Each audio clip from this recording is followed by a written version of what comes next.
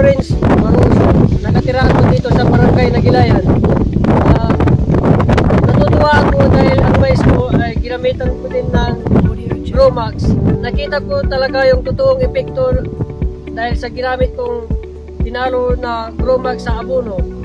Nagsisisi ako dahil hindi ko nagamitan lahat at masdan nyo po yung pagkakaiba ng ginamitan at hindi ginamitan.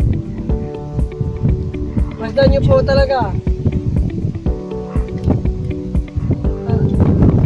Ganun pa man, masaya na rin ako dahil na-experience ko din yung hindi ginamitan at ginamitan. Kaya ngayon, pwede ko pang habulin at gamitan ulit ng Gromax. Kaya nagpapasalamat ako sa Vantage International Company.